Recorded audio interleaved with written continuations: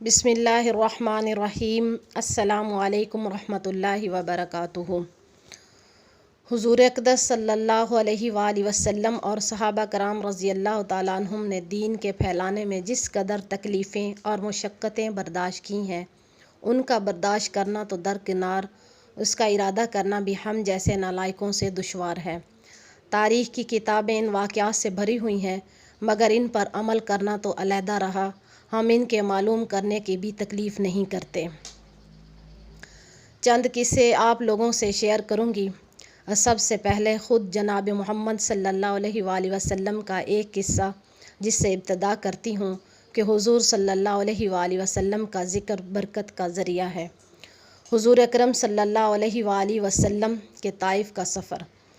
نبوت مل جانے کے بعد 9 برس تک نبی اکرم صلی اللہ علیہ وآلہ وسلم مکہ مکرمہ میں تبلیغ فرماتے رہے اور قوم کی ہدایات اور اصلاح کی کوشش فرماتے رہے، لیکن تھوڑی سی جماعت کے سوا جو مسلمان ہو گئی تھی اور تھوڑے سے ایسے لوگ کے علاوہ جو باوجود مسلمان ہونے کے آپ کی مدد کیا کرتے تھے، اکثر کفار مکہ آپ کے اور آپ کے صحابہ رضی اللہ تعالیٰ عنہم کو ہر طرح کی تکلیفیں پہنچاتے تھے، مذاق اڑاتے تھے اور جو ہو سکتا تھا اس سے درگزر نہ کرتے تھے۔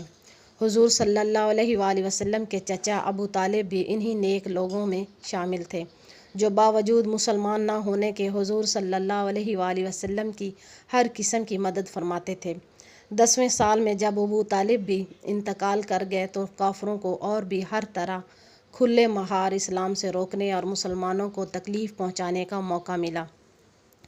حضور اقدس صلی اللہ علیہ وآلہ وسلم اس خیال سے طائف تشریف لے گئے کہ وہاں قبیلہ ثقیف کی بہت بڑی جماعت ہے، اگر وہ قبیلہ مسلمان ہو جائے تو مسلمانوں کو ان تکلیفوں سے نجات ملے اور دین کے پھیلنے کی بنیاد پڑ جائے۔ وہاں پہنچ کر قبیلے کے 3 سرداروں سے جو بڑے درجے کے سمجھے جاتے تھے گفتگو فرمائی اور اللہ کے دین کی طرف بلایا اور اللہ کے رسول صلی اللہ علیہ وآلہ وسلم یعنی اپنی مدد کی طرف متوجہ کیا، مگر ان لوگوں نے بجائے اس کے کہ دین کی بات کو قبول کرتے یا کم سے کم عرب کی مشہور مہمان نوازی کے لحاظ سے ایک نوورد مہمان کی خاطر مدارت کرتے، صاف جواب دے دیا اور نہایت بے رخی اور بد اخلاقی سے پیش آئے۔ ان لوگوں نے یہ بھی گوارا نہ کیا کہ آپ یہاں قیام فرما لیں۔ جن لوگوں کو سردار سمجھ کر بات کی تھی وہ شریف ہوں گے اور مہذب گفتگو کریں گے۔ ان میں سے ایک شخص بولا کہ آپ ہی کو اللہ نے نبی بنا کر بھیجا ہے۔ دوسرا بولا کہ اللہ کو تمہارے سوا کوئی اور ملتا ہی نہیں تھا جس کو رسول بنا کر بھیجتا۔ تیسرے نے کہا کہ میں تجھ سے بات نہیں کرنا چاہتا، اس لیے کہ اگر تو واقعی نبی ہے جیسا کہ دعویٰ ہے تیرا تو تیری بات سے انکار کر دینا مصیبت سے خالی نہیں، اور اگر جھوٹ ہے تو میں ایسے شخص سے بات نہیں کرنا چاہتا۔ اس کے بعد ان لوگوں سے نا امید ہو کر حضور صلی اللہ علیہ وآلہ وسلم نے اور لوگوں سے بات کرنے کا ارادہ فرمایا کہ آپ تو ہمت اور استقلال کے پہاڑ تھے، مگر کسی نے بھی قبول نہ کیا۔ بجائے قبول کرنے کے حضور صلی اللہ علیہ وآلہ وسلم سے فرمایا کہ ہمارے شہر سے فوراً نکل جاؤ اور جہاں تمہاری چاہت کی جگہ ہو وہاں چلے جاؤ۔ حضور اکرم صلی اللہ علیہ وآلہ وسلم جب ان سے بالکل مایوس ہو کر واپس ہونے لگے تو ان لوگوں نے شہر کے لڑکوں کو پیچھے لگا دیا کہ آپ کا مذاق اڑائیں، تالیاں پیٹیں، پتھر مارے، حتیٰ کہ آپ کے دونوں جوتے خون کے جاری ہونے سے رنگین ہو گئے۔ حضور صلی اللہ علیہ وآلہ وسلم اسی حالت میں واپس ہوئے۔ جب رستہ میں ایک جگہ ان شریروں سے اطمینان ہوا تو حضور صلی اللہ علیہ وآلہ وسلم نے یہ دعا مانگی: اے اللہ، تجھ سے شکایت کرتا ہوں میں اپنی کمزوری اور بے کسی اور لوگوں میں ذلت و رسوائی کی۔ اے ارحم الراحمین، تو ہی ذیفا کا رب ہے اور تو ہی میرا پروردگار ہے۔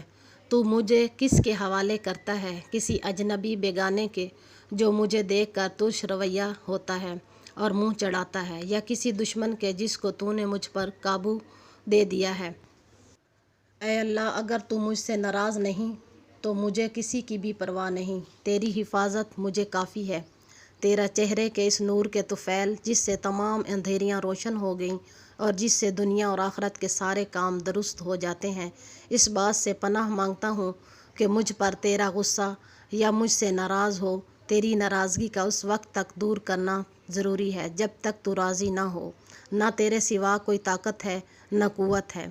مالک الملک کی شان قہار کو اس پر جوش آنا ہی تھا کہ جبرائیل علیہ السلام نے آ کر سلام کیا اور عرض کیا کہ اللہ نے آپ کی قوم کی وہ گفتگو جو آپ سے ہوئی سنی اور ان کے جوابات سنے، اور ایک فرشتے کو جس کے متعلق پہاڑوں کی خدمت ہے آپ کے پاس بھیجا ہے کہ آپ جو چاہیں اس کو حکم دیں۔ اس کے بعد اس فرشتے نے سلام کیا اور عرض کیا کہ جو ارشاد ہو میں اس کی تعمیل کے لیے آیا ہوں۔ اگر ارشاد ہو تو دونوں جانب کے پہاڑوں کو ملا دوں جس سے یہ سب درمیان میں کچلے جائیں، اور جو سزا آپ تجویز فرمائیں۔ حضور صلی اللہ علیہ وآلہ وسلم کی رحیم کریم ذات نے جواب دیا کہ میں اللہ سے اس کی امید رکھتا ہوں، اگر یہ مسلمان نہیں ہوئے تو ان کی اولادوں میں سے ایسے لوگ پیدا ہوں گے جو اللہ کی اطاعت اور اس کی عبادت کریں گے۔ یہ ہے اخلاق اس کریم ذات کے جس کے ہم نام لیوا ہیں کہ ہم ذرا سی تکلیف سے، کسی کی معمولی سی گالی دینے سے ایسے بھڑک جاتے ہیں کہ عمر بھر اس کا بدلہ نہیں اترتا۔ ظلم پر ظلم اس پر کرتے ہیں اور دعویٰ کرتے ہیں اپنے محمدی ہونے کا، نبی کریم صلی اللہ علیہ وآلہ وسلم کے پیروکار بننے کا۔ نبی صلی اللہ علیہ وآلہ وسلم اتنی سخت تکلیف اور مشقت اٹھانے کے باوجود نہ بد دعا فرماتے تھے اور نہ کوئی بدلہ لیتے تھے۔ اللہ تعالی ہمیں ان کے نقش قدم پر چلنے کی توفیق عطا فرمائے۔ وآخر دعوانا الحمدللہ رب العالمین۔ السلام علیکم ورحمۃ اللہ وبرکاتہ۔